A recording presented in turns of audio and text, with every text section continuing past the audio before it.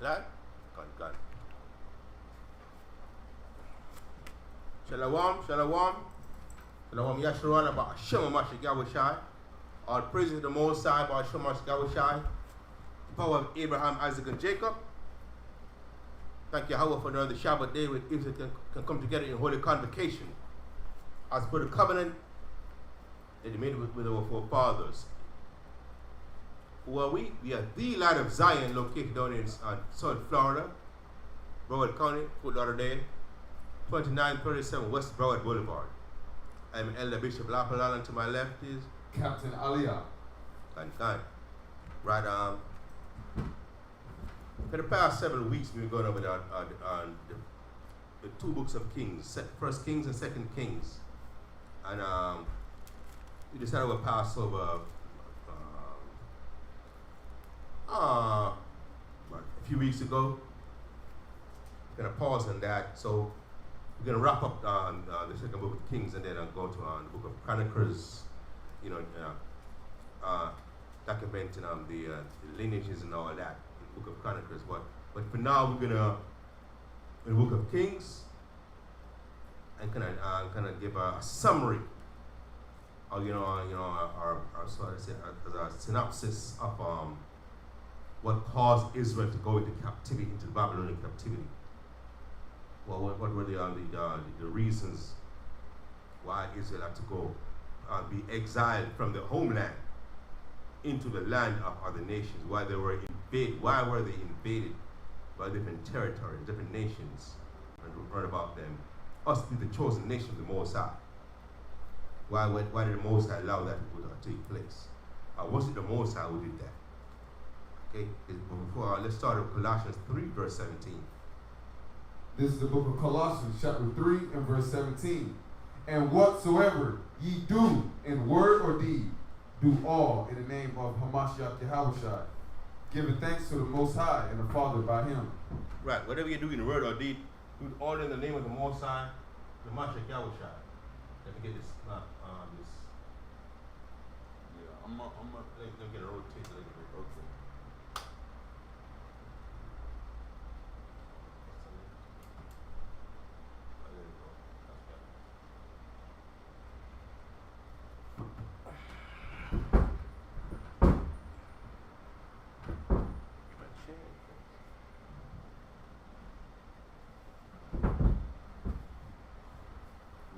Get back, I'm gonna have them put the comment section for YouTube on the screen. Right. But we alive though. Yeah, we live. Okay. Right. Whatever you do in word or deed, make sure everything you do is consistent with the Most High's laws, statutes, and commandments, and the teaching of the Mashiach Yahushai. Okay. Show Mashiach Yahushai. Okay. Like I said, I'm going to reflect on the reasons why Israel had to go into captivity, specifically into the Babylonian captivity, because ever since we came out of Egypt with Moses and into our homeland, Israel had gone into various captivities. We ruled various nations. At the same time, other nations had dominance over us. And the reason behind that is because what? The Most High gave us certain conditions in which we would remain dominant and in rulership over the other nations. And if we did not meet those requirements, then what would happen? Then the Most High would reverse our status. It would give those nations rulership over us. And that's always been our case, man.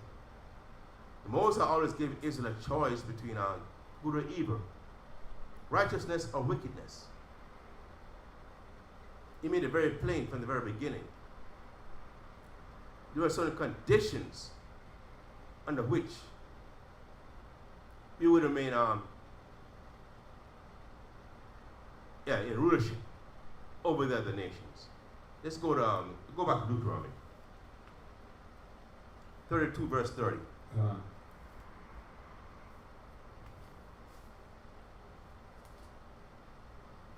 Deuteronomy 32, verse 30. This is the book of Deuteronomy, chapter 32 and verse 30.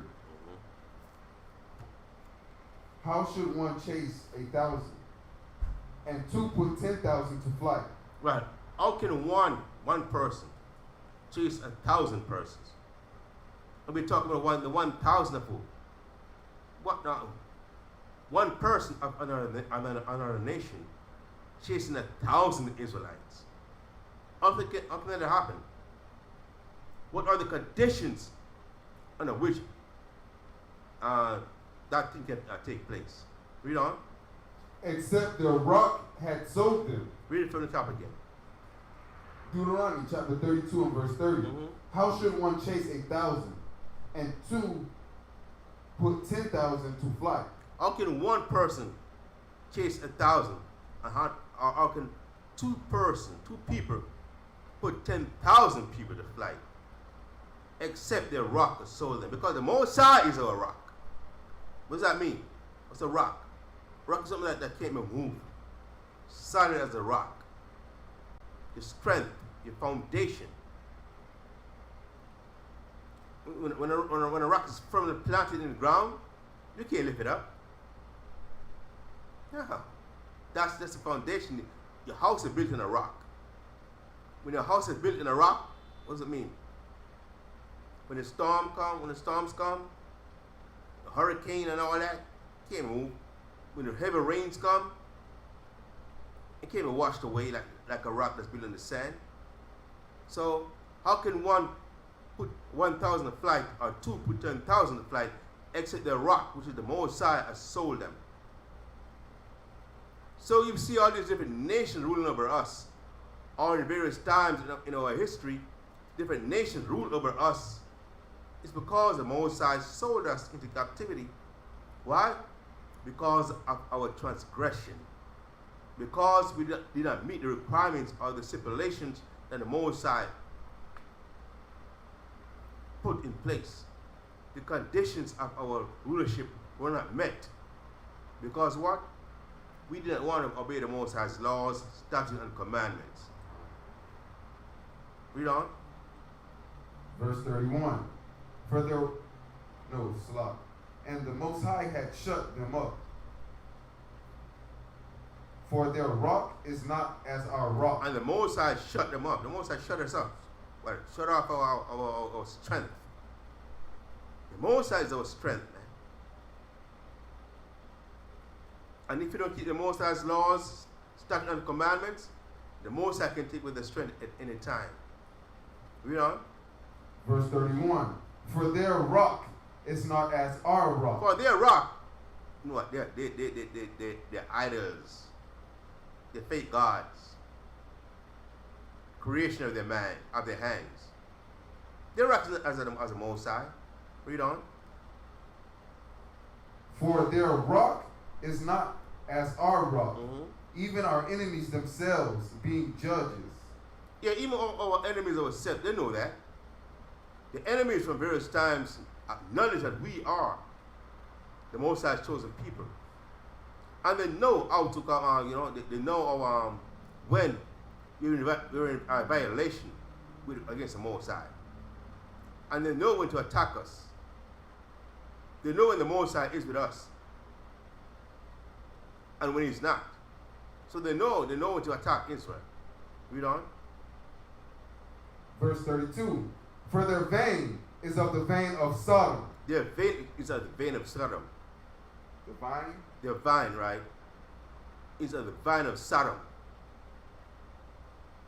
Homosexuality. That came from them.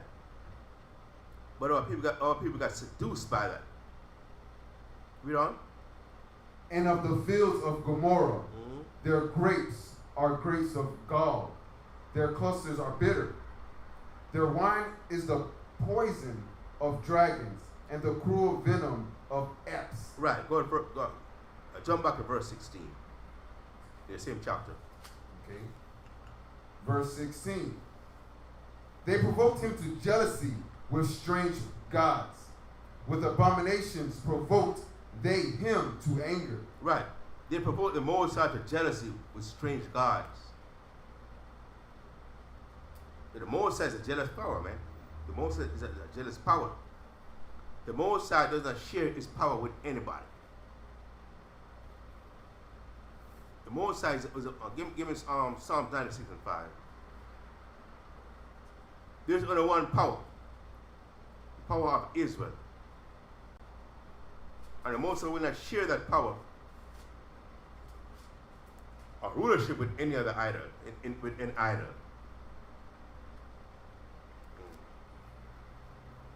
This is the book of Psalms, chapter 96 and verse 5. For all the gods of the nations are idols. For all the gods of the nations are idols, man. All the gods are idols. What are idols? Some the man made and choose to worship instead of the Creator. All the gods of the other nations, except for the nation of Israel, are idols.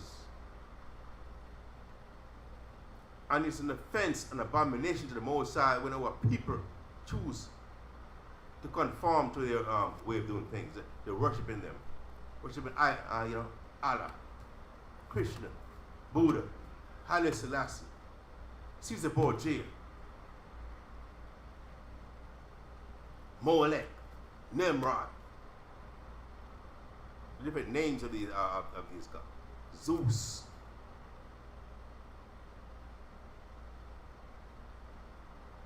You know what I'm saying? That's why Israel Baal. That's why Israel went into captivity various times. Because our rock sold us to those nations because of our transgression against the Most High. Because we forgot the great things that the Most High did for us and how He rescued us and delivered us from the captivity that we were in under the Egyptians and various nations throughout our history. And always revert back to paying homage and obedience to idols, the creation of mankind of the other nations. And that happened to our history. But for tonight, we're going to focus in the era leading up to the Babylonian captivity. And we're talking about an era of time about 600 or so BC. About 600 or so years before the Mashiach Yahushua came on earth and was led up to crucifixion. Okay, let me go to 2 Kings 21 verse 1.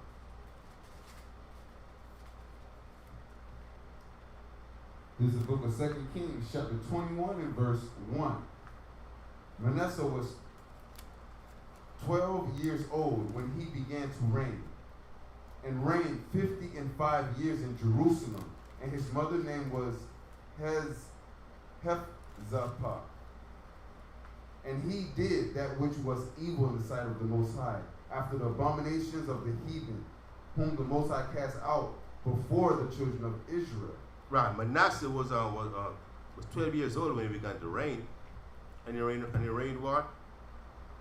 55 years in Jerusalem. And his mother's name was Hephzibah. And his father's name was Hezekiah. His father was a righteous king. But Manasseh, he was an evil king, man. All the righteous things that his father Hezekiah did, Manasseh reversed them. Manasseh, reversed everything that his father led Israel in righteousness before the Most High. What Manasseh did the reverse. Read on. Verse 3. For he built up again the high places which Hezekiah his father had destroyed. Right.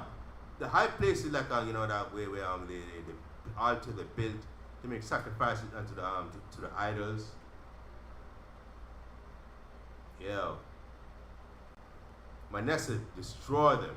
Manasseh rebuilt them, rather. His father destroyed those altars. But Manasseh did what? Rebuilt them. Read verse 3 again. Verse 3. For he built up again. He built it again. Meaning what? They were previously built. Read on. For he built up again the high places which Hezekiah his father had destroyed. Mm-hmm. And he reared up altars of Baal and made a grove as Ahab did, as Ahab king of Israel, and worshiped all the hosts of heaven and served them. Right, so he built up these altars that his father Hezekiah had torn down and made groves, as did Ahab, king of Israel, and worshiped all the hosts of heaven and served them. What are the hosts of heaven? Talk about the stars, the moon, the sun, all those things. Hold on a second. Deuteronomy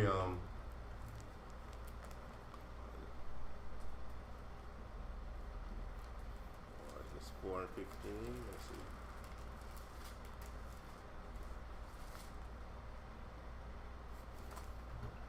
Deuteronomy 4 verse 15.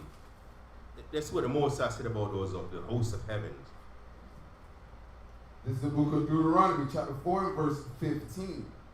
Take ye therefore good heed unto yourselves, for ye saw no manner of similitude on the day that the Most High spake unto you in Horeb out of the midst of the fire. Right, so the Moses was warning Israel to take good heed unto themselves because they saw no manner of similitude on the day. What similitude mean what? No, nothing similar. Nothing in resemblance to the Most High. That the Most High spake unto you in Horeb out of the midst of the fire. You didn't see any image of anything. So don't start conjuring up in your mind or imagining what the Most High looks like. And they say, okay, it looks like this the sun, the moon, the stars. It looks like a fish. It looks like a cow. It looks like this. Don't start imagining those things. Because you did not see any image of anything when you heard the Most High's voice. So the Most High, that's what the Most High wanted Israel. Read on. Verse 16. Lest ye corrupt yourselves and make you a graven image. Right, lest you corrupt yourself and make you a graven image. Don't make no graven image because you don't know what the Most High looks like. That's what the Most High was saying. Don't imagine what it looks like, and then go off into creating an image that you think is a replica or a representation of the Most High. Read on. The similitude of any figure, the likeness of male or female. You didn't see any similitude of the Most High. The likeness of male or female. Read on. The likeness of any beast that is on the earth. You didn't see the likeness of any beast in the earth, in the cow, sheep, goat. Read on. The likeness of any winged fowl that flieth in the air. The likeness of any winged fowl that flieth in the air, and don't that bald eagle, the owl, whatever. Read on. Verse 18. The likeness of anything that creepeth on the ground. The snake. Read on. The likeness of any fish that is in the waters beneath the earth. Like the Egyptians are Dagon, the fish god. You can't, I mean, all those are abominations. The nation did that, and the Most High was warning our people not to follow suit. Read on. Verse 19. And lest thou lift up thine eyes unto heaven. Unless you lift up your eyes unto heaven, read on, what do you see? And when thou seest the sun, and the moon, and the stars, even all the hosts of heaven. Right, those are the hosts of heaven. The sun, the moon, and the stars. When you see them, don't imagine that these are the givers of light, of life. Because what the sun gives off heat, the moon cools the place. The stars and the moon give it light by night, the sun by day, and give it heat. So you think that, okay, so these must be the source of life. The Moses said, don't fall for that trap. Because the day you do, that's when I'm coming against you swiftly. That's going to be the start of your demise. Read on. Even all the hosts of heaven shouldest be driven to worship them and serve them, which the Most High thy power hath divided unto all nations under the whole heaven. Right, because the Most High had the sun, moon, and the stars shining all through the earth. But we know the Most High is only for Israel. Understand? So the Most High gave this the sun, moon, and the stars for the earth. Hey, don't think that's God right there. Because the Most High is a power. Even the heathens know that.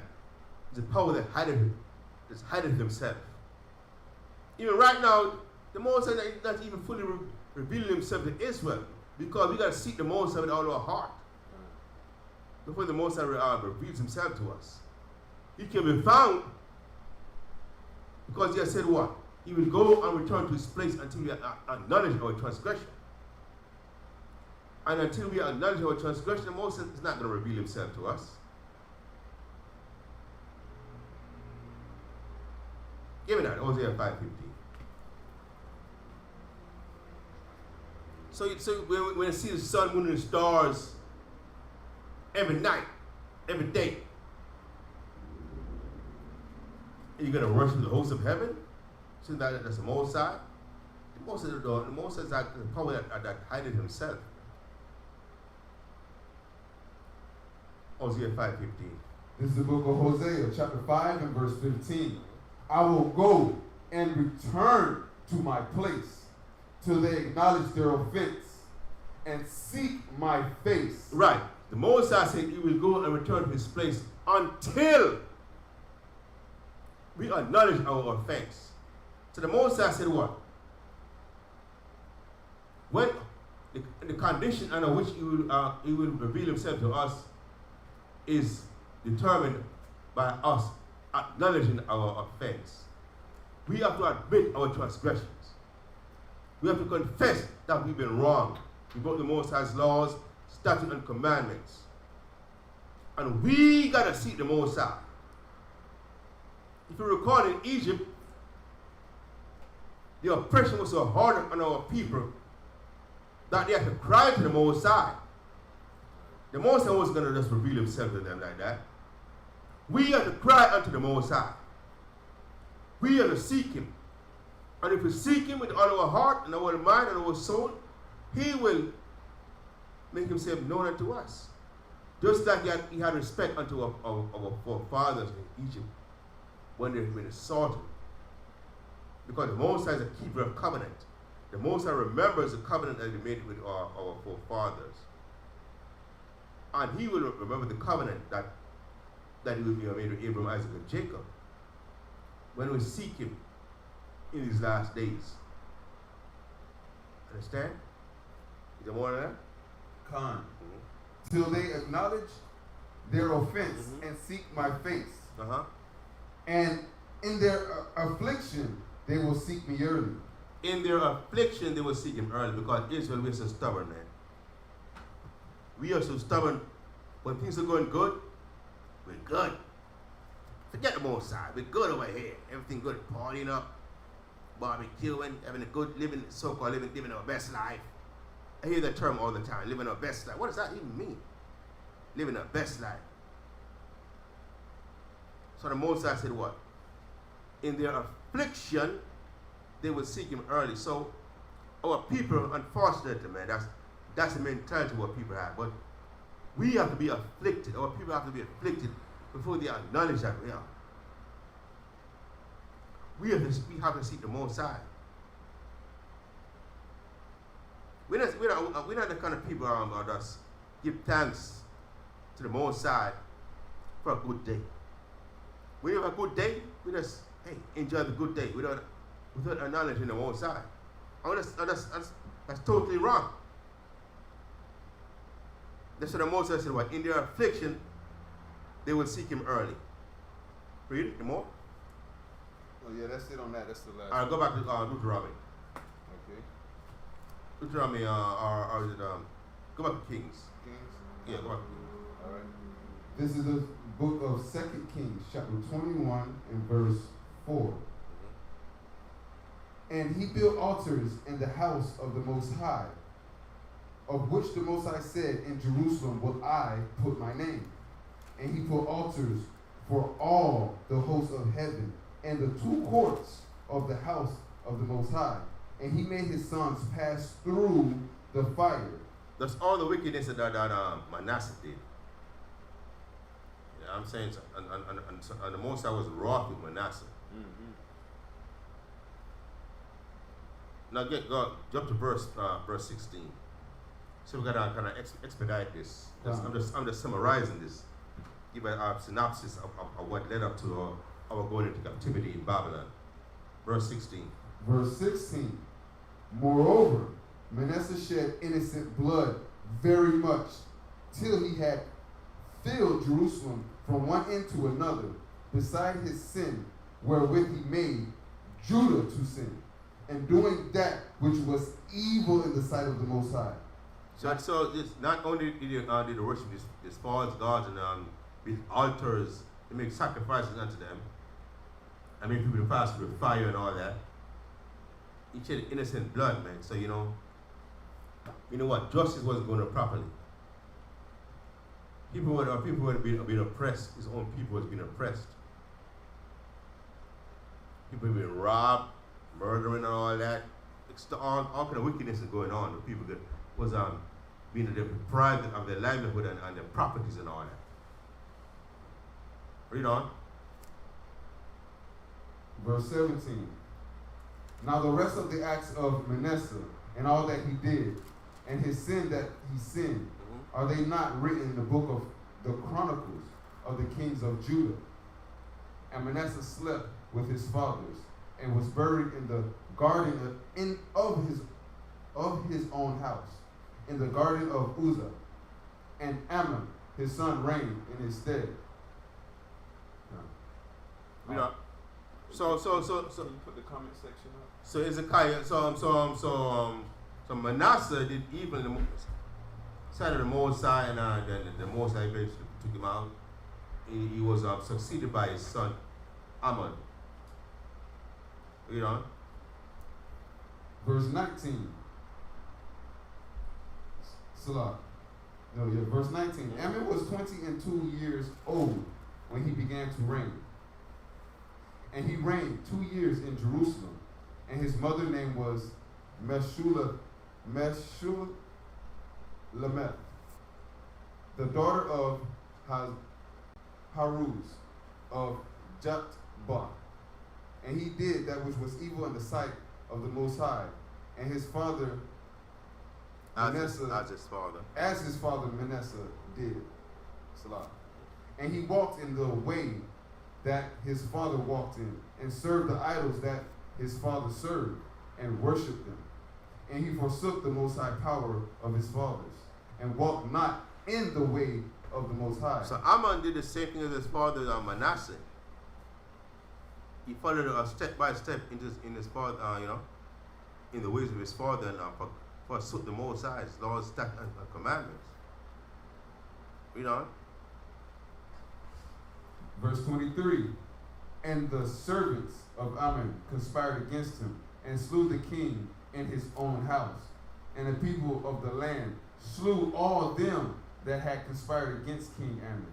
And the people of the land made Josiah, his son, king in his stead. So Ammon didn't reign. He didn't last too long. You know what I mean? His servants conspired against him, slew him, and then the people in turn slew the servants that slew Ammon. And now Josiah now, his Ammon's son, got to reign in his stead. Read on. Verse 25. Now the rest of the acts of Ammon, which he did, are they not written in the book of the Chronicles of the kings of Judah? and he was buried in his sepulchre in the garden of Uzzah. And Josiah, his son, reigned in his stead. Right. So the Manasseh was succeeded by his son Amon, who was killed by his servants, and now his son Josiah began to reign in Amon's stead. So that's chapter 21 right there. Let's go to chapter 22.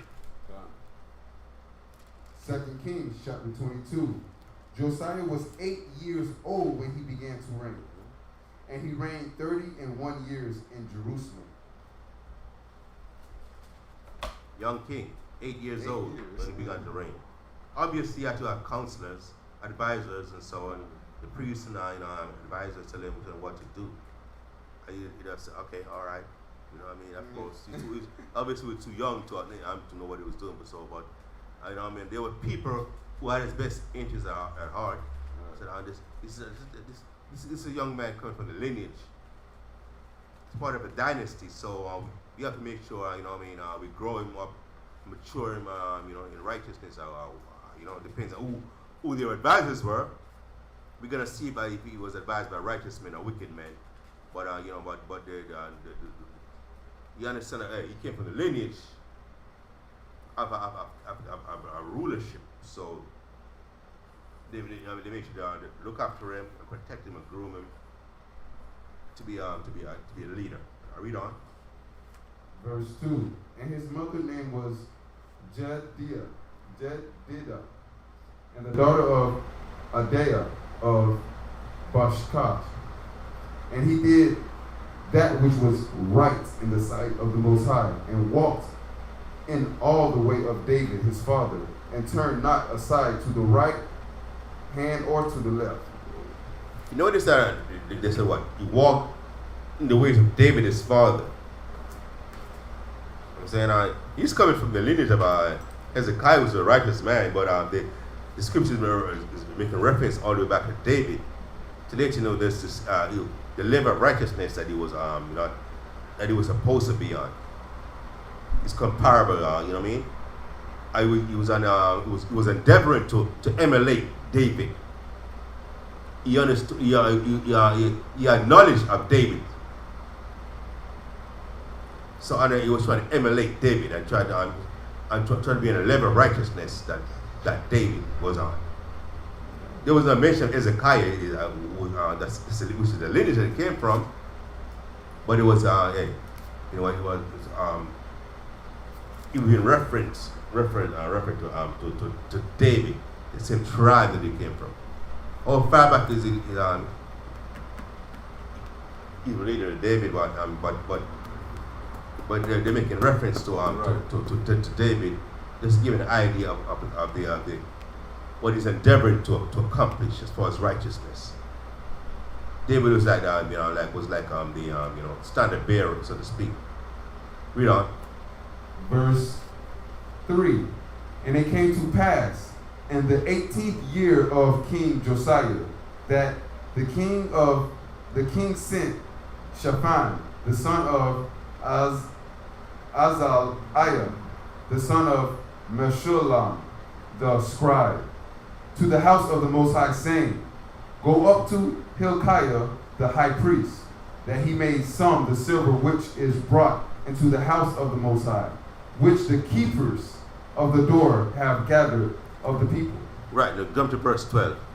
Verse 12. Mm-hmm. And the king commanded Hilkiah the priest, Hilkiah the priest, and Hiakim the son of Shaphan, and Akbar the son of Micaiah, and Shaphan the scribe, and Asaiah a servant of the king, saying, Go ye, inquire of the Most High for me, and for the people, and for all Judah concerning the words of this book that is found. For great is the wrath of the Most High that is kindled against us, because our fathers have not hearkened unto the words of this book, to do according to all that which is written concerning us. So this young man, Josiah, feared the Most High immensely. He feared the Most High. So he sent for the priests. He sent for the priests and said, yeah, we have found this book. It's crazy though. He said, we have found this book. Yeah. Was the book lost? They didn't know that there were different era of time. Depending on who was ruling, that they totally neglected the word of the Most High. When the kings in rulership, man, the people cleave to the Most High. When the righteous kings in rulership, the people cleave to the Most High. When the wicked kings in rulership, they are totally ignorant of the Most High. So for Josiah to say, we have found this book. Where was the book? The book was supposed to be always there, not with the king and not with the priest. But we read that his father, Ammon, and his grandfather, Manasseh, they were wicked men who did not fear the Most High. But evidently, Uzziah was being an 8-year-old when it came to rulership. Was being advised by righteous men who feared the Most High. So he inquired further of the Most High and he found the Bible and said, the Most High is going to be wroth with us, knowing that we have not been keeping the Most High's laws, statutes, and commandments. Read on, verse 14. Verse 14. So Hilkiah the priest and Hiakim and Hakbar and Shaphan and Asaiah went unto Huldah the prophetess, the wife of Shallum, the son of Tikva, the son of Haras, keepers of the wardrobe. Now she dwelt in Jerusalem in the college, and they communed with her. Verse 16. Salah, verse 15. No, she dwelt in Jerusalem in the college. So we had college back then. You know what she was? She was a student, a sister of knowledge, and they communed with her. See what they communicated with her. Because further let you know that we are sisters. Right. Who the Most High work with. We know that the men of the Most High are priests, the teachers of the Most High are priests, but we are sisters who the Most High had played a prominent role in Israel. Historians, knowledgeable people, whom the great men of Israel consulted with regarding matters pertaining to the nation, for the governance and rulership of the nation. So let's not get that. Let's get an understanding of that. Because the Most High male playing certain roles in Israel, that does not negate the fact that women also play a prominent role in the governance and rulership, of the development of our nation. Historically, that's been the case, and that's always been the case. I read on verse 15. Verse 15. And she said unto them, Thus saith the Most High Power of Israel, tell the man that sent you to me. Did I? Thus said the Most High. What does that mean? She's telling them what the Most High said. So the Most High was dealing with her. The Most High told her something, and they knew that she's someone that the Most High was in consultation with, like a prophetess. Right. I read on. So we can this is an example of talk about Deborah. We understand and Judith. I'm saying there are various women in the scriptures whom the Most High always played a prominent role. That even the men of Vernon would consult with to hear what the Most High was saying. Read on. Verse 16. What chapter and verse? 2 Kings chapter 22, verse 14, 15. 14 and 15. 15 right now. Oh, yeah, 15. That's what we got. 2 Kings chapter 22 and verse 15. And she said unto them, Thus saith the Most High Power of Israel, Tell the man that sent you to me, Thus saith Yahweh, Behold, I will bring evil upon this place, and upon the inhabitants thereof, even all the words of the book which the king of Judah hath read. Right, so she tell them then what the Most High said. Tell this man that who sent you to me, that the Most High said, well, it's going to bring evil upon this place. You know? 17. Because they have forsaken me, and have burned incense unto other gods. What? They have burned incense unto other gods. They have forsaken the Most High. Read on. That they might provoke me to anger with all their works of their hands. Therefore my wrath shall be kindled against this place, and shall not be quenched. So the Most High does not share his power with any idols. The Most High will, delegate authority and responsibility to various entities within Israel for the governance and rulership of the nation, but he will not share his rulership with any idols. So anytime Israel have the audacity to want to follow up the doctrines, philosophies of the other nations, that's when we find ourselves in great tribulation. Read on. Verse 18. But to the king of Judah, which sent you to inquire of Yahweh, thus shall ye say to him, Thus saith Yahweh, Power of Israel, as touching the words which thou hast heard, because thine heart was tender, and thou hast humbled thyself before Yahweh. When thou heardest what I spake against this place, and against the inhabitants thereof, that ye should become a desolation and a curse, and hast rent thy clothes, and wept before me, I also have heard thee, saith Yahweh. Behold, therefore, I will gather thee unto thy fathers, and thou shalt be gathered into thy grave in peace, and thine eyes shall not see all the evil which I will bring upon this place. And they brought the king word again. So she told Josiah, you have done well in that you have humbled yourself to the Most High. You have inquired of the Most High to reestablish Israel in righteousness and redirect them in righteousness. But the Most High had purpose to bring evil upon this place. But because thou art been, a man of humility and righteousness, you're not going to see any of this evil. You're going to go to your grave in peace. But after you're sleeping with your fathers, so to speak, then I'm going to bring havoc upon this place in your absence. What verse what you got? It's like, that's the end of the chapter. We at All right, 23. We're 3 right now. Go ahead. Go ahead. 2 Kings chapter 23. And the king sent, and they gathered unto him all the elders of Judah and of Jerusalem.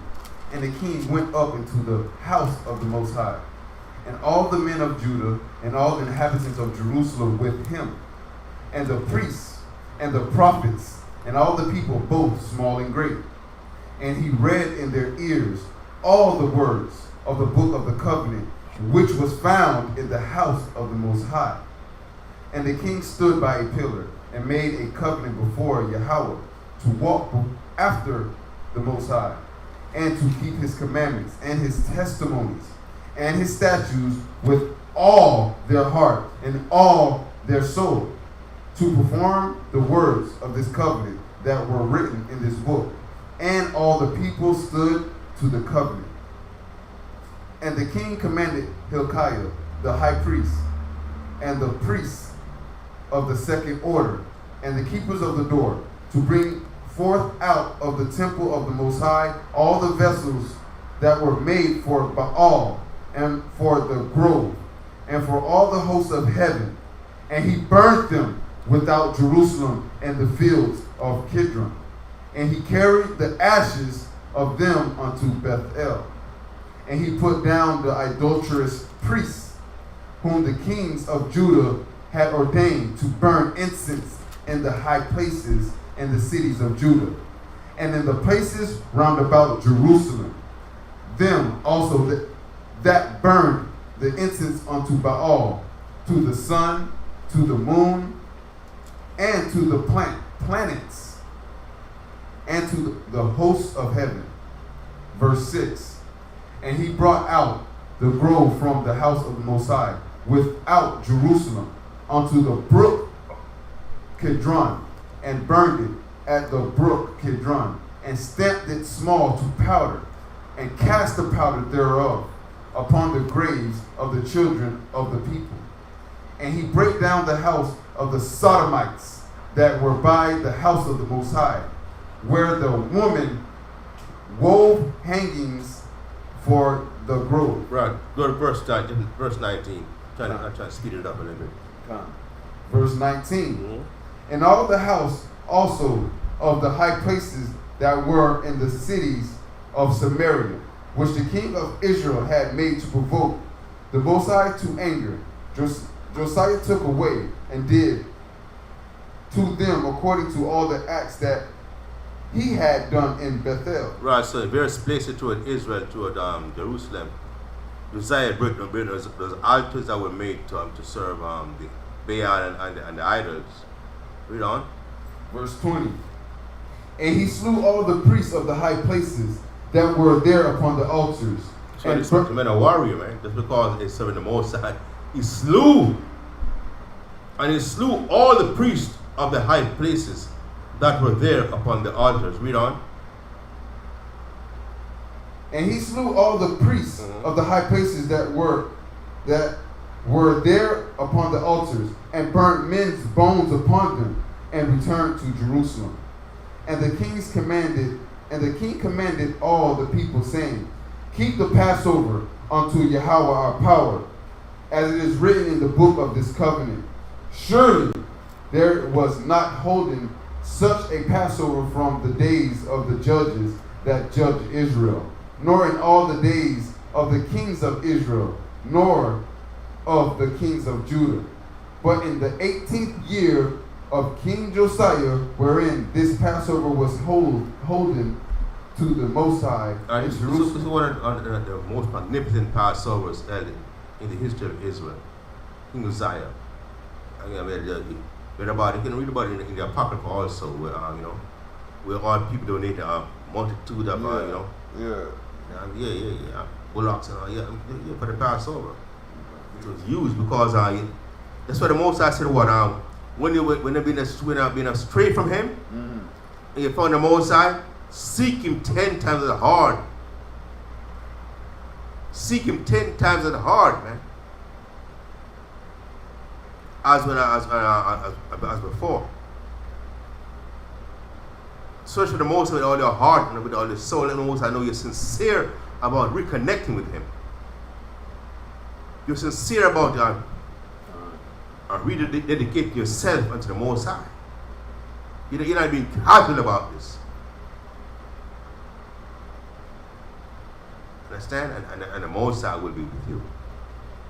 Read on. Verse 24.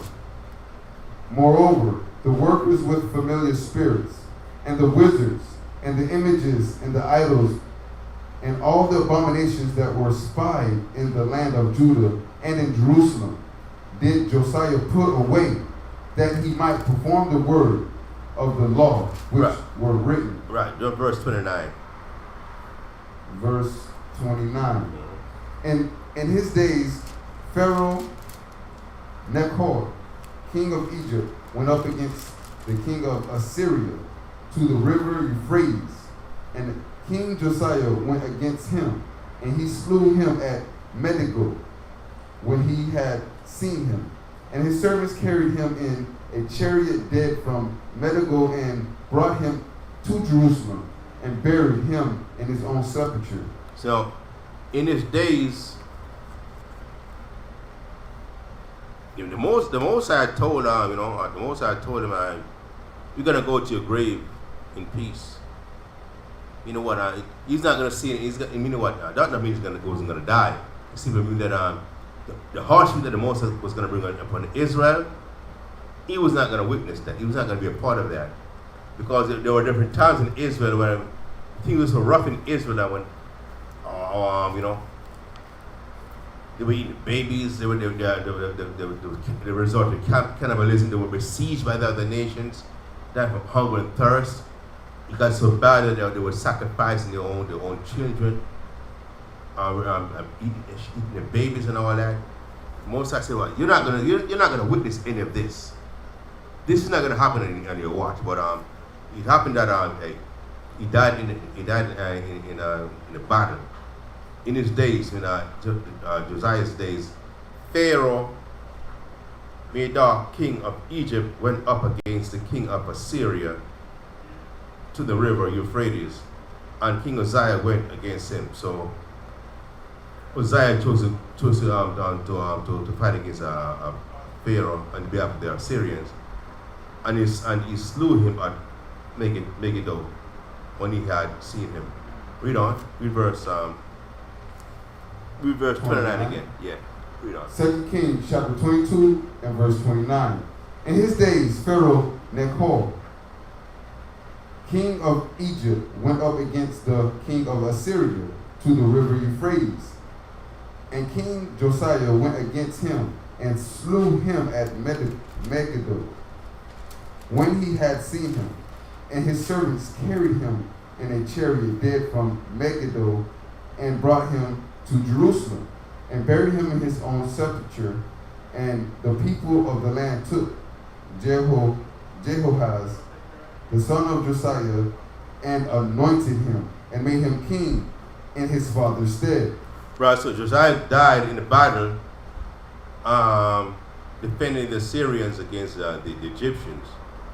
Okay, and his son Jehoahaz reigned in his stead. Read on. Verse 31. Jehoahaz was 23 years old when he began to reign, and he reigned 3 months in Jerusalem. And his mother's name was Hamutal, the daughter of Jeremiah of Libnah. So his son reigned for 3 months. 3 months. 3 months. Let's see what happened why his son only reigned for 3 months. It's interesting. For a season. 3 months. He was 23 years old when he began to reign. Well, the season 4 months, right? Even last one. I read on. Let's see what happened. Verse 32.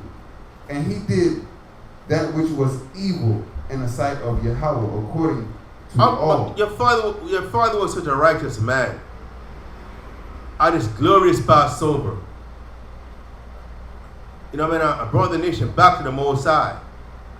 I contacted the priests and all that, and they found the Bible that was hidden from Israel for such a long time, and brought the nation back to the Most, reacquainted the nation with the Most High, and now you're in rulership, and you choose to do evil.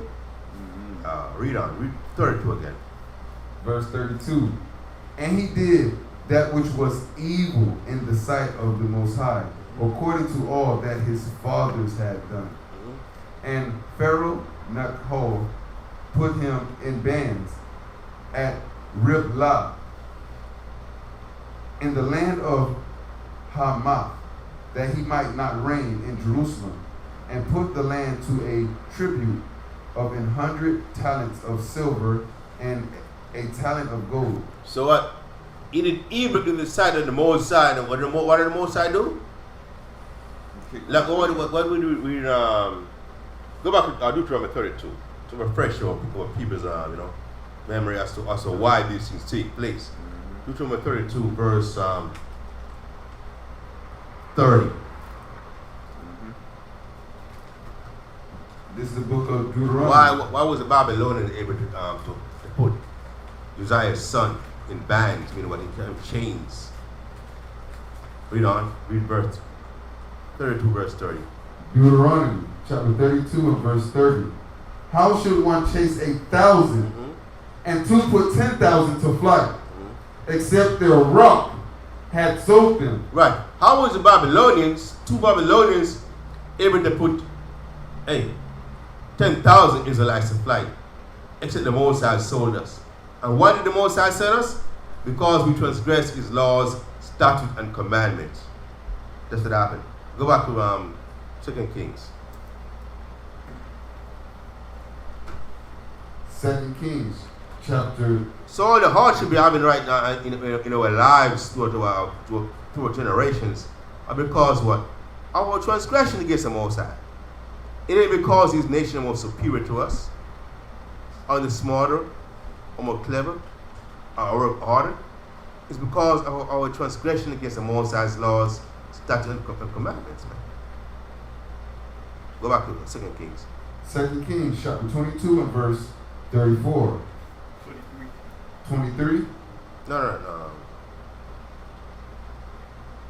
23 verse 34. 23 verse. Oh, 23. Okay. I'm sorry, y'all said chapter 22. Oh, I'm sorry. Okay, yeah, 23. 2 Kings chapter 23 and verse 34. And Pharaoh Necho, all praises, made Eliakim, the son of Josiah, king in the room of Josiah his father, and turned his name to Jehoiakim, and took Jehoahaz away, and he came to Egypt and died there. And Jehoiakim gave the silver and the gold to Pharaoh, but he taxed the land to give the money according to the commandment of Pharaoh. Let's get this straight now. So, Come. as a matter of fact, go to verse 33. Verse 33. Yeah, go back to verse 33. And Pharaoh Necho put him in bands. That Jehoahaz, Josiah's son, put him in bands, in chains. Okay, read on. At Riblah in the land of Hamath. The Hamath, the territory through Babylon. It's not Hamath. Ham, just the word Hamath. Because we know the Babylonians are Hamites. Read on. That he might not reign in Jerusalem. And because you want to reign in Jerusalem. Read on. And put the land to a tribute of 100 talents of silver and a talent of gold. So Israel has been now paying tribute to the Babylonians. Read on. And Pharaoh Necho made Hilkiah, the son of Josiah, king in the room of Josiah his father. So now, so the Babylonians put Jehoiahaz in bands, understand? In Hamath, the brother of Hamath. And they put Josiah's other son. Yeah, you know what I'm saying? Yeah. They put Josiah's other son. Right. In rulership. Right. Instead of Jehoahaz, because Jehoahaz was put in chains and brought to Hamath. So they put another king on his brother, right. Josiah's other son, to rule Israel instead. Because I guess it's supposed to be more cooperative for whatever reason. Right. And turned his name to Jehoiakim and took Jehoahaz away. Alright. And he came to Egypt and died there. And he came to Egypt and died there. Who came to Egypt and died? I guess Jehoahaz. I read on. Verse 35. And Jehoiakim gave the silver and the gold to Pharaoh, but he taxed the land to give the money according to the commandment of Pharaoh. Hold on a thought. And Jehoiakim gave the silver and the gold to Pharaoh. So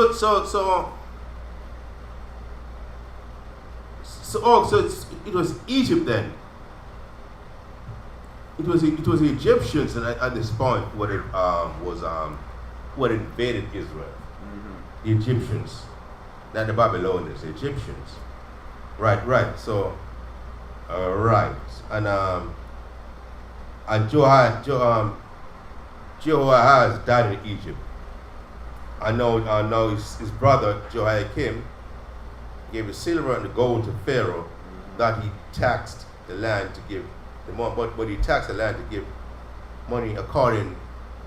Read 35 again. 35. And Jehoiakim gave the silver and the gold to Pharaoh, but he taxed the land to give the money according to the commandment of Pharaoh. He exacted the silver and the gold of the people of the land, of everyone according to his taxation, to give it unto Pharaoh Necho. Right. So you got Jehoiakim was now taxing the people according to how much tribute he needs to pay to Pharaoh. Okay, so he's taxing the people so he can pay the tribute to Pharaoh. All right. So, and we see that going on all the time in present day. Even right now, there's some of these a lot of people in the modern time, countries in the Caribbean, even countries in Africa, we got colonized. Mm-hmm. We got colonized, and people paying taxes to the government. Well, the taxes that pay out the local people, the government, don't go into the local treasury. Where they go?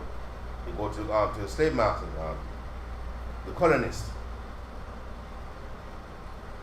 Right now, some of the countries, they say they got independence, but they're not really independent.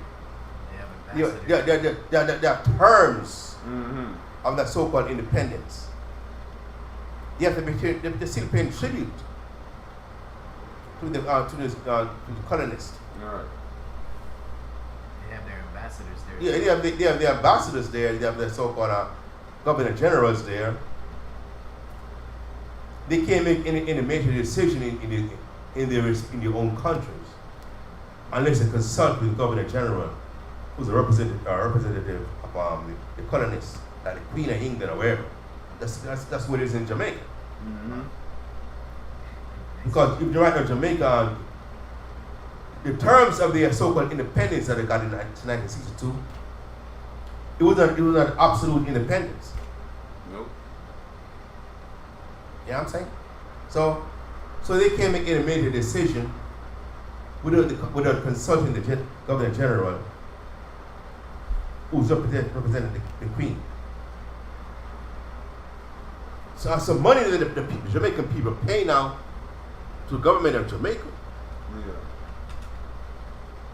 Believe that out, hey, that's not all going into the treasury. A big portion of that going to England. Right. That's what the Queen is. majority. That's why she's a trillionaire. Yeah. That's why she's a trillionaire. That's why even sort of major legal decision in Jamaica, like that have to be resolved in the Privy Council in England, Right.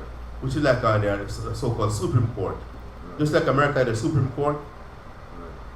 the Privy Council in England is the Supreme Court of Jamaica and other Caribbean islands. We see recently about Barbados is trying to move away from that. But there's so much so much corruption in our people going against each other in the different islands that it's hard for them to that's what the most combat yeah, against this. yeah. And why is that happening? Because we strayed away from the Most High's laws, statutes, and commandments. You still got this nation ruling over us. We don't want the Most High to rule over us. So what? So we got the nation ruling over us. Then you don't want me to rule over you? Okay, no problem. See how you like this.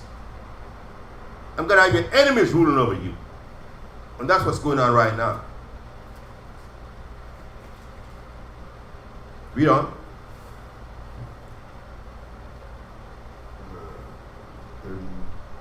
35?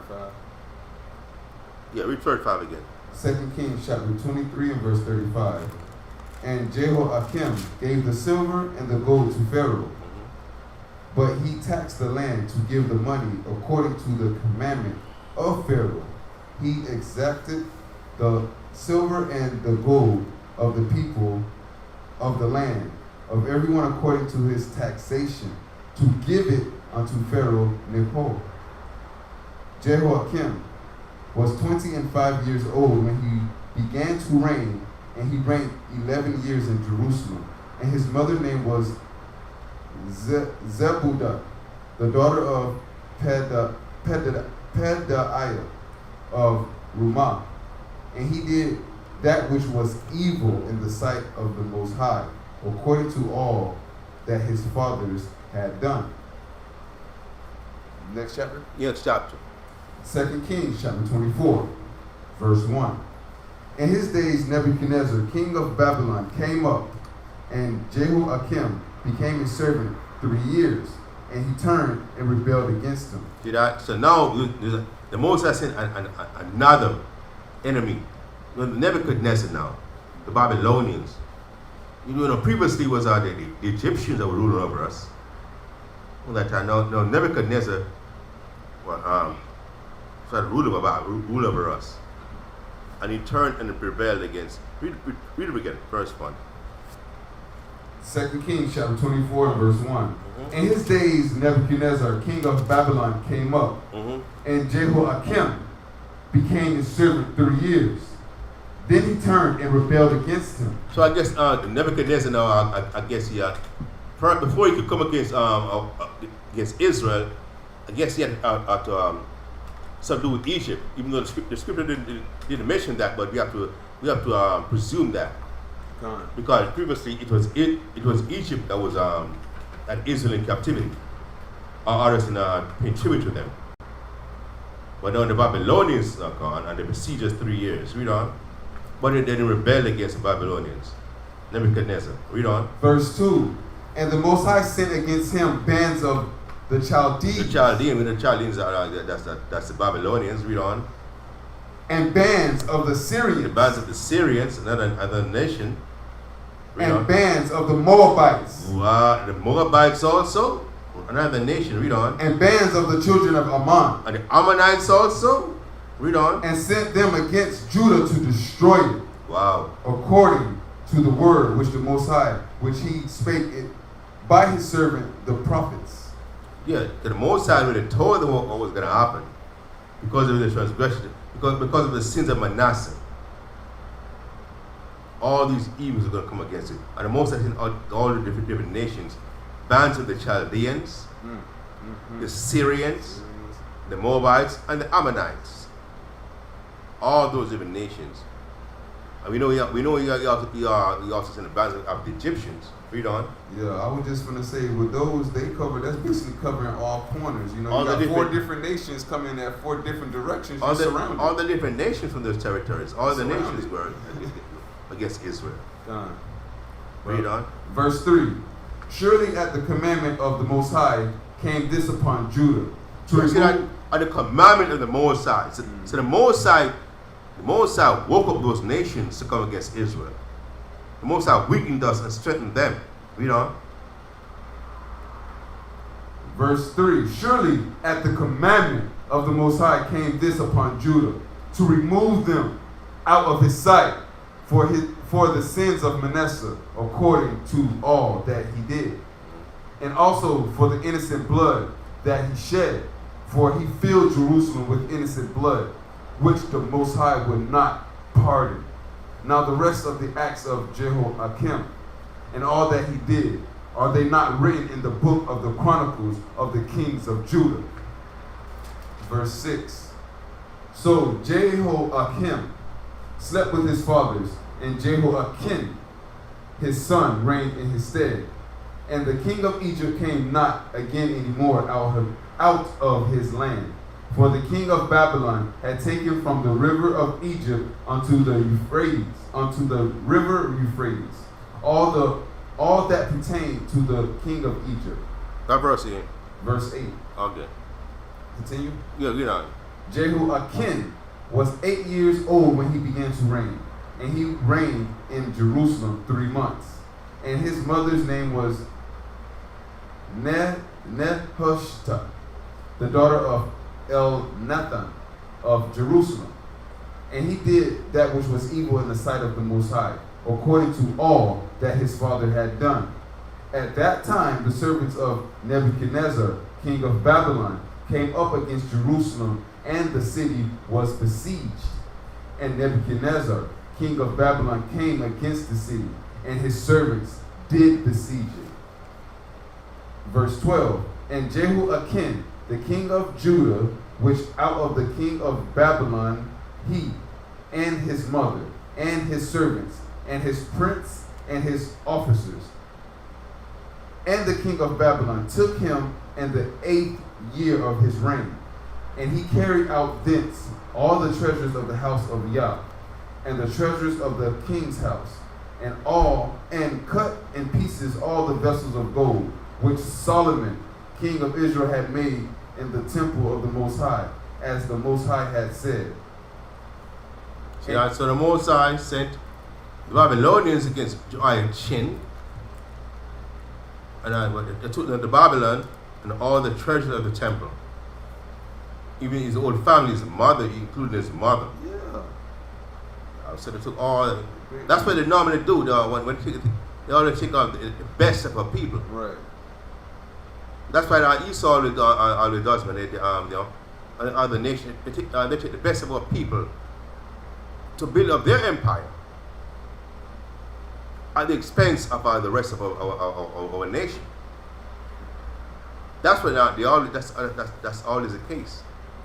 So so they always find a way to have the best of our people in their organizations, building up their empire for their benefit. But they do it in such a way that our people don't give back or come back to our community. Our people are loyal to their organization, to their ethnic groups and so on, without any acknowledgement or contribution to their ethnic group, to their race, to their community. Read on. It's a lot. Verse 15, 13. 13. Now, actually, matter of fact, verse 15. Come. No, 14. 14? Okay. Yeah. Mm-hmm. 2 Kings chapter 24 and verse 14. Salah. And he carried away all Jerusalem and the prince and all the mighty men of valor, See that? even 10,000 captives, and all the craftsmen and smiths, and none remained, save the poorest sort of the people of the land. That's what they do. See that? They took the men of valor, the warriors, the craftsmen, the men of skills, the smiths. None remain, save the poorest sort of the people And you know of the the poor land. people is the least educated. Yeah, right. You know, So- with no education. Right. So the land can develop. The land can develop to the point that you can't compete against them. And that's what I would see that now. We see that that's the norm basically. So that's why we see all these so-called European countries, excelling. They took over resources, the best of our people, to develop their nation. And then they deprive the rest of us of decent education and opportunities and a means of survival, means of sustainability. So that's why we're constantly struggling. Are we looking for handouts? Are we looking for assistance from them? It's not that we are not capable. It's because of the way that's the way it's always been when we're in a position of servitude. The best of the best for people are taken away to build up the enemy's empire and leave the worst educated and the deprived to fend for themselves, which they normally can't do. That way they continue to have dominance over us. Alright, read that's going on. Verse 15. Verse 15. And he carried away Jehoiakim to Babylon, and the king's mother, and the king's wives, and his officers, and the mighty of the land. Those carried he into captivity from Jerusalem to Babylon, and all the men of might, even 7,000, and craftsmen and smiths 1,000, and all that were strong and apt for war.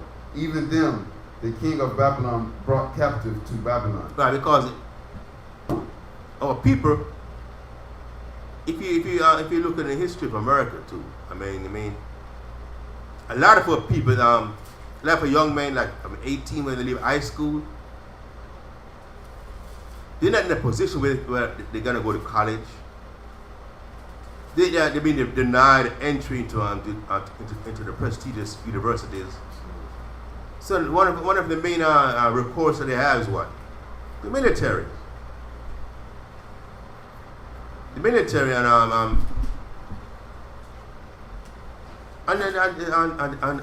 people are so loyal, man. It's a go to find an opportunity. Because normally in the corporate world, there's none. In the academic world, there's none. But in the military, they welcome them with open arms. Even though they try to deprive them. But I think did he get approved?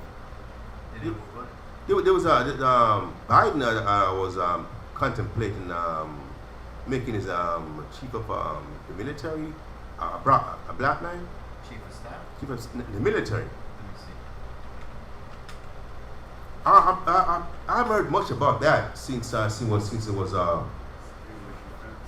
Secretary of Defense. Yes. Secretary of Defense? Yeah, yeah. Was he approved? Was he approved by the Senate? Was it confirmed by the Senate? Let me see. I haven't heard much about that. There was it might have been confirmed. I don't know because Oh yeah. it was confirmed. Secretary of Defense. Was a brother. He had retired for some time now, and this is what I usually. What do they say? Usually, you have to be must have been retired from the military for a certain number of years before you can be nominated for Secretary of Defense. But I think they might have waived that requirement stipulation.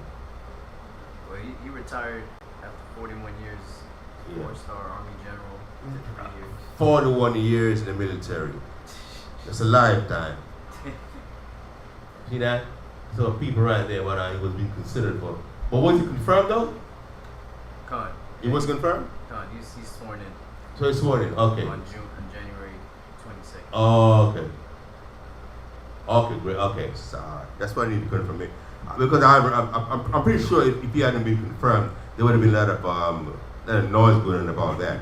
So, but you got confirmed, so I haven't heard much about it since then. Okay, that's my point. It's all best right there.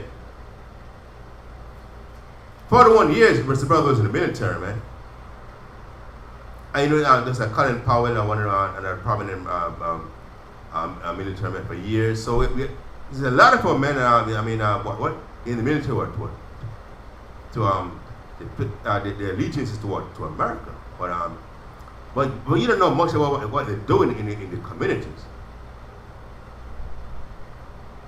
But the allegiance is to build up America, to defend America, to defend the country that's oppressing the people. They'll put you through 400 years of slavery. All right. All right. So I'll read on. Verse 16. All the men of might, even 7,000, and craftsmiths 1,000, and all that were strong and apt for war, even them the king of Babylon brought captive to Babylon. And the king of Babylon made Mattaniah, his father's brother, king in his stead, and changed his name to Zedekiah. Zedekiah was 21 years old when he began to reign, and he reigned 11 years in Jerusalem, and his mother's name was Hamnatul, the daughter of Jeremiah of Libnah. And he did which was evil in the sight of the Most High, according to all that Jehoiakim had done. For through the anger of the Most High it came to pass in Jerusalem and Judah, until he had cast them out from his presence, that Zedekiah rebelled against the king of Babylon. We are Verse 25. Chapter 25. And it came to pass in the 9th year of his reign, and the 10th month, and the 10th day of the month, that Nebuchadnezzar, king of Babylon, came he and all his hosts against Jerusalem, and pitched against it, and they built forts against it round about. And the city was besieged unto the 11th year of King Zedekiah. And on the 9th day of the 4th month, the famine prevailed in the city, and there was no bread for the people of the land. And the city was broken up, and all the men of war fled by night by the way of the gate between two walls, which is by the king's garden. Now, Turn to verse 21. Speed it up. verse 21. And the king of Babylon smote them and slew them at Riblah in the land of Hamath. So Judah was carried away out of their land. And as for the people that remained in the land of Judah, whom Nebuchadnezzar, king of Babylon, had left, even over them he made Gedaliah, the son of Hiakim, the son of Shaphan, ruler. And when all the captains of the armies, they and their men, had heard that king of Babylon had made Gedaliah governor, there came Gedaliah to Mizpah, even Ishmael the son of Nethaniah, and Jonani the son of Korah, and Seraiah the son of Tanhameth. What verse you in? 23. Okay. The son of Maakathite. They had their men. Verse 24. And Gedaliah sware to them and to their men, and said unto them, Fear not to be the servants of the Chaldees. Dwell in the land, and serve the king of Babylon, and it shall be well with you. Right, so the most I let them know, hey, this is a punishment, this is a price you have to pay for breaking my laws, statutes, and commandments. Don't be afraid to serve the Babylonians, okay? If you do that, it shall be well with you. Read on. Verse 25. But it came to pass in the 7th month that Ishmael, son of Nethaniah, the son of Elishma, the seed of Royal, came, and 10 men with him, and smote Gedaliah, that he died. And the Jews of the Chaldees that were with Read it again. And the Jews and the Chaldees. and the Jews and the Chaldees that were with him at Mizpah, and all the people, both small and great, and the captains of the armies arose and came to Egypt, for they were afraid of the Chaldees. Right, so what it came to pass in the 7th month, that Ishmael the son of Nitha, the son of Lishma, the seed of Royal, came and 10 men with him, and smote Gedaliah, that he died, and the Jews and the Chaldees that were with him at Mizpah. Okay, so they smote up.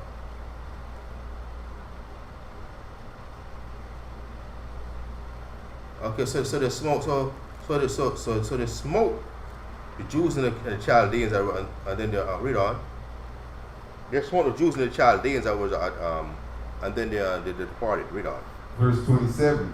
And it came to pass in the 730th year of the captivity of Jehoiakim, king of Judah, and the 12th month of the 7 and 20th day of the month, that evil Merodach, king of Babylon. What kind of name is that? Yeah, they made put evil on this name. Okay. Even Merodach. It's not like a villain. Wow. Yeah, well, he was bad. This guy was proud of being wicked. Fully bad. You know. Alright. That evil Merodach, king of Babylon, and the king that he began to reign, did lift up the head Really? of, did Released release. in the year in the year that he became to reign. Read it again. Salah. Verse 27. And it came to pass in the 7th and 30th year of the captivity of Jehoiakim, king of Judah, in the 12th month. Verse 27? That's verse 27. Okay, read on. You're In right. the 12th month of the 7th and 20th day of the month, that evil Merodach, king of Babylon, in the year that he began to reign, did lift up the head. Wait. In the year that he became king? What do you have? In the 27? year that he began to reign, yeah, it's the bottom half of 27. Yeah. That evil Merodach. Wait a back up 27? Mm-hmm. In the year that he became king. What year it says became? That's what yours says? It says Hold on. began. Began to reign? That he began to reign. Mine says he became king. Became. Released Jehoiachin, king of Judah, from prison. Is that what you have? What do you have? Mine says began. Let me read my other Bible. Look at my other Bible and see what it says. I know this is King James version, and so far we've been word for word correct, but Alright. 2 Kings. Let me go back. Let me see what it says in my other 25, 27. 25, 27. That's what I was saying. What were you reading over there? Yeah, a word can definitely spin you off. One word can change the whole direction. 25, 27.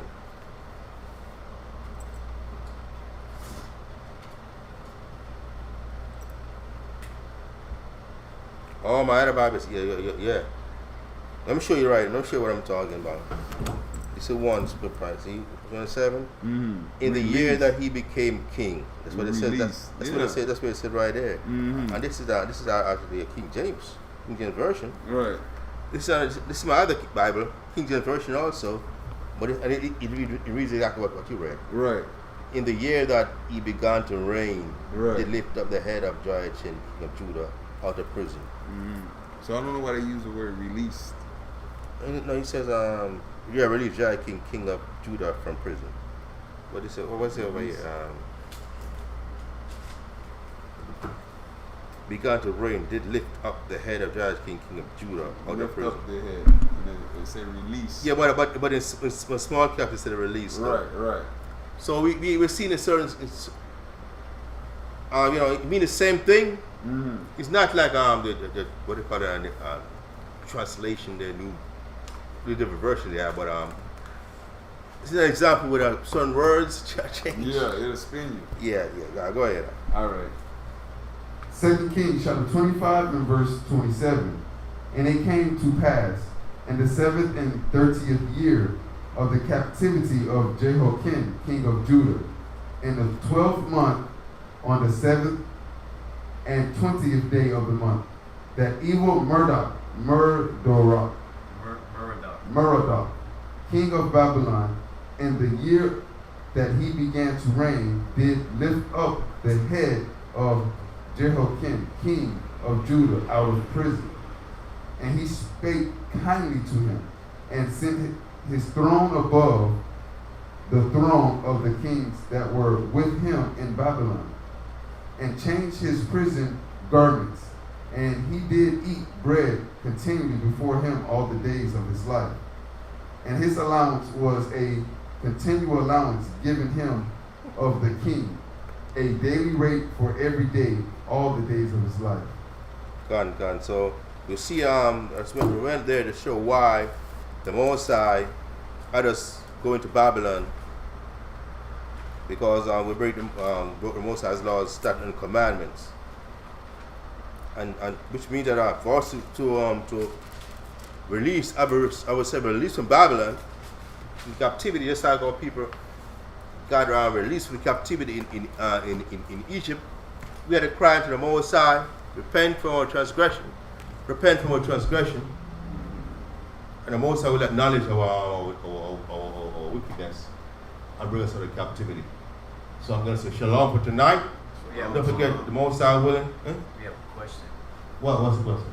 Oh. From Skybase says, my question concerns the story of Lot and Sodom. Why would he offer his daughters to the wicked mob like that? I can't get over how evil that feels to me. That's in Genesis. Yeah, it's kind of the topic, but I can give you a brief synopsis of that. See, why would he offer his daughter to a wicked mob like that? I can't get over how evil that was, that feels to me. I understand it's evil, even give a daughter over to a mob like that. But what Lot,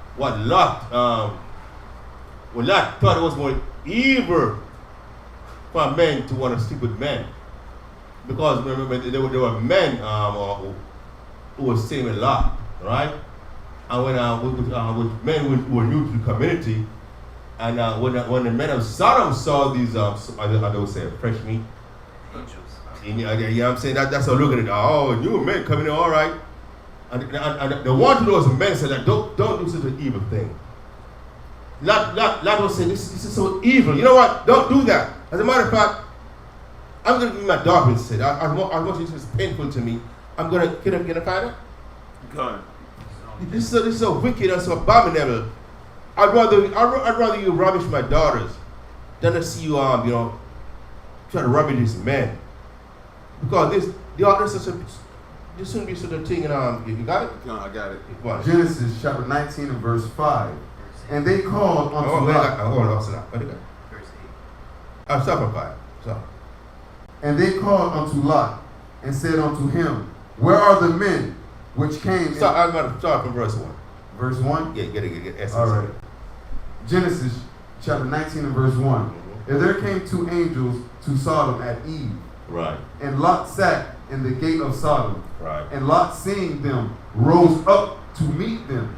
And he bowed himself with his face toward the ground. Right. So Lot knew that these men were angels. Okay. I read on. And he said, Behold now, my lords, turn in, I pray you, into your servant's house, and tarry all night. Right, so Lot invited these angels, 2 men, into his house, washed their feet, and was being very hospitable to them, give them something to eat and all that. Read on. And ye shall rise up early, and go on your ways. Right, because Lot knew that, hey, this angel visited me, it's a blessing to me right there. So it's very accommodative to this man, very hospitable to this man. Read on. And they said, Nay, but we will abide in the street all night. But this man said, but the angel said, no, we're gonna sit in the street all night. We're gonna hang around and see what's going on over here. We're gonna check out this town and see what's going on. Read on. And he pressed upon them greatly, and turned unto him, and entered into his house. And he made them a feast, and did break unleavened bread, and right. they did eat. Right. Made them a feast, breaking unleavened bread, and they had a good time. Ate. Read on. But before they lay down, the men of the city, even the men of Sodom, compassed the house round. The men, that's like the mob of men. They saw these 2 new men coming in and said, word spread so fast among each other. Yo, some new guys in town. Yo, we'll check them out. What? The Sodomites men, they saw 2 men like, you know what I'm saying? They said, wow, we got to get with that. Yeah. Read on. Both old and young, all. Old and young, like generations of sodomites and homosexuals. You know what I'm saying? Yeah, 12-year-olds out there. You know what I'm saying? They were passing the wickedness. Yeah. Passing the wickedness, man, to younger generation. Wow. I would see that's going on right now too, right? Huh. You know, that's how America's modern day Sodom and Gomorrah. In kindergarten now they're introducing homosexuality. Same thing, you know what I mean? all that. I've been transgender bathrooms, homosexual bathrooms, and curriculums based on homosexuality and all that. Tommy can have 2 daddies, you know what I mean? Mary can have 2 mothers and such and all those things. We see that going on right now. Different gen, old and young. You see the same thing going on right now. Read on. Both old and young, Uh-huh. all the people from every quarter. All the people in every corner. Read on. Verse 5. And they called unto Lot, and said unto him, Where are the men which came into thee this night? You say, yo, Lot, where the man at? Read on. Bring them out unto us, that we may know them. Bring them unto us that we what? Know them. Bring them out, bring them out, bring them. You know that word know? Just like Abraham knew Sarah. The word know. They didn't mean so we can meet their acquaintance. That's not what it meant. Right. Well, so we can know them. What do you mean by know them? They want to have sex with them. They didn't mean, hey, let's what's up and you know what I mean? I get acquainted with them and you know what I'm saying? They want to have sex with them. Read on. And Lot And went Lot out, knew that. Read on. and Lot went out at the door unto them. As a matter of fact, can we get a scripture with them where it said Abraham knew Sarah and she conceived? So we can understand what the word know means. In this context, what the word know means. So there's no, so the same place in Genesis. Probably in 17 or 18 or around there somewhere. That's the one I'm mad. Hold on. And he took his. And Abraham knew Sarah and she conceived. Now Sarah, wife, bare him no children. She had rose, and Sarah said unto him, Behold, It's right there in Genesis, same place, 17 or not too far from there, it's 17, like 18. around 15 or 16 or something Yeah. like that. I wanna put emphasis on the word know. So so this brother asked a question, and we're gonna answer the question in as much detail or in depth as we possibly can. And we're gonna pay attention to certain keywords so they're understanding exactly what's going on here. Hold on, 1 second, baby.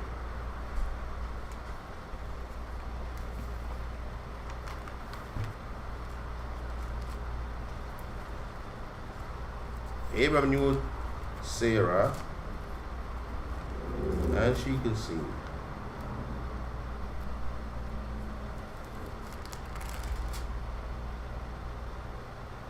Well, we can get Cain and his wife, or and Adam and his wife. Noah. Hold on, let me see. Get closer. Jacob went.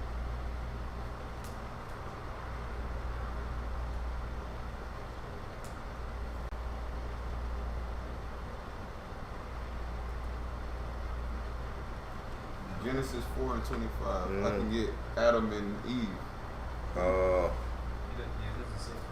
You don't say that? Because chapter 21 is the birth of Isaac. Oh, okay. You can get Adam and Eve. Okay, It yeah, says yeah, yeah. You know, I think that's the one I was referring to. Yeah. Okay, yeah, we get that. Okay. Genesis But I 4, think 4 and 25 in Genesis. Oh, you get that. This is the book of Genesis, chapter 4 and verse 25. Salah. And Adam knew his wife again, and she bare a son. See And that? called And his I knew his name wife Seth. again, and she bare his son. You know, he had sex with his wife again, and she bare his son. Okay. All right. So the word "no," right? That probably that's what I was referring to. Mm-hmm. All right. Yeah, that's what it says. Okay. Now go back to Genesis with Nineteen. Lot. Yeah. Okay. So the word "no" in this context mean what? Their sexual relation, at sex, as she can see. Read on. And they called unto Lot and said unto him, Where are the men which came into thee this night? Bring them out unto us, that we may know them. Bring them out unto us that we may know them, have sex with them. Read on. And Lot went out at the door unto them, and shut the door after him. So Lot went out the door and shut the door after him. You know what? So they couldn't get in his house. So he's gonna so-called reason with them. I was in Jamaica, reason. Read on. Verse 7. And said, I pray you, brethren, do not so wickedly. Do that so wickedly. So you know what I mean? You can see right there with the shadow of a dog. Lot knew what they were up to because Lot knew the kind of people that he was around. These men were homosexuals. I pray that, brethren, do not so wickedly. Read it again. I pray. Verse 7. Mhm. And said, I pray you, brethren, do not so wickedly. Do not so wickedly. Read on. Verse 8. Behold now, I have 2 daughters which have not known man. So Lot knew that was such a wicked thing. As much as it grieved him to give his daughter to this man, he knew at least 8. At least it was, righteous as far as a man interacting with a woman, but for homosexual, he would do anything to avoid homosexuality. Even to the point of giving his own daughters to this man. Read on. Let me, I pray you, bring them out unto you, and do ye to them as it is good in your eyes. Only unto these men do nothing, for therefore came they under the shadow of my roof. So Lot was willing to give him to sacrifice his own daughters to avoid these men committing such an abomination as homosexuality. Read on. And they said, stand back. And after they said again, this one fellow came in to sojourn. That's what they said of Lot. This one fellow came into the sojourn because Lot wasn't from the originally. Understand? Remember Lot and Abraham was like nomads, walking around, going to different territories, looking land for their flocks, and they decided and they said, our flocks are too great for us to be hanging together. So you have to choose, you have to separate now. You have to choose your own land, your own territories, and choose my own territory. And Lot chose. The land looked greener on the other side from a distance, so he chose the land which turned to be Sodom and Gomorrah, which now we find out as the men of there are just homosexual, wicked, and abominable, who want to sleep with men. But Lot said, you know what? I'd rather give him out my daughters than to ever sleep with these men. You can't do such a wicked thing. Read on. Verse 9. And they said, stand back. And they said again, this one fellow came in to sojourn, and he will needs be a judge. See, that's what they said of Lot. This one fellow came in to sojourn. What does it mean by sojourn? You mean that you have no root there, and you have no intention of staying there permanently. You just staying there temporarily. So they look at that and say, you just came here the other day. You acting like you're gonna tell us what to do. That's what they were saying to Lot. This young one fella came into to sojourn, and he must now needs to be a judge. You're gonna tell us how to live, what to do. You're not from here. Who are you to tell us what to do? Right. That's what we were saying to Lot. Who are you to tell us what to do? We run this town. That's what they were saying to Lot. Now step aside and let us get these men so we can know them. Right. That's what they're saying to Lot. Read on. Now will we deal with thee than with them. Now we're gonna deal with you Worse than we deal with them. We're gonna get to know you too, Lot. That's what we're saying to Lot. When we're done with them, we're gonna get to know you too. What are they planning to rape Lot too? Oh man. That's what they're planning to do. This man of Sodom and Gomorrah. Read on. And they pressed sore upon the man, even Lot, and came near unto break the door. But the men put forth their hand and pulled Lot into the house to them and shut to the door. And they smote the men that were at the door of the house with blindness, both small and great, so that they wearied themselves to find the door. Right, so the angels that were inside saw what was going on. So they opened the door quick and just pulled Lot in quickly and slammed the door, and at the same time blinded the men. So they didn't have a clue where the house was. So they started wandering around looking for the house and they couldn't find it. That's how they were able to escape these Sodomites, man. That's what happened. So to further answer your question about Shomash Gawashat. But Shumash, So they still was looking for the house even though They still looking around, they looking around. blind. It was right in front of them, they were looking around, bumping into each other, and I'm saying, You know what I mean? They probably started grinding on each other, thinking, "Oh, this Right, is right. this him." That's him? No, that's not him. That's him. It's the wicked man, The man. wicked. So. But Lord would say, that I can't allow this. I'd rather give my own daughter than to allow this abomination to go down. No, The whole Bob. place had to burn up. The whole Yeah. place. So don't forget, the Most High willing, tomorrow we'll have a Shabbat service continue with Chief Minister Shalomar, Bar Shamash Gawashai.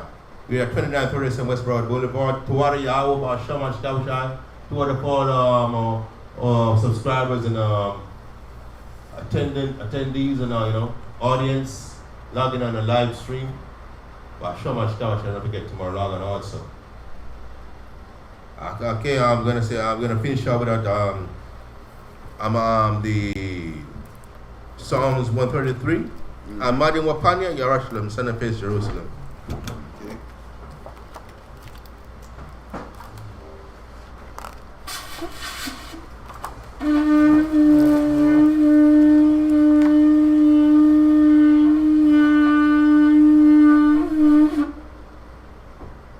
Psalms Madin Wapanya, Yerushalayim, Son of Face, Jerusalem. Psalms 133. Shayar, Hama'aywa, Ladawad, Hana, Ma, Tawab, Wama, Na'ayam, Shabbat, Akyam, Yakad, Hashaman, Tawab, Ara'ash, Yarad, Azakwan, Aharan, Shayarad, Kaya, Waktyawa, Katal, Karamwan, Shayarad, Araria, Tazawan, Aya, Sham, Tazawa, Yahawah, Abaraka, Kayam, Ayalam, Bahasham, Hamashiach, Yahushai, the water, Aman. This is the book of Psalms, chapter 133. Behold, how good and how pleasant it is for brethren to dwell together in unity. It is like the precious ornament upon the head that ran down upon the beard, even Aaron's beard, that went down to the skirts of his garments, and as the dew of Hermon, and as the dew that descended upon the mountains of Zion. For there the Most High commanded the blessings of life even more. Bahashem Hamashiach Yahushai, the water from Yad, Aman. Hallelujah.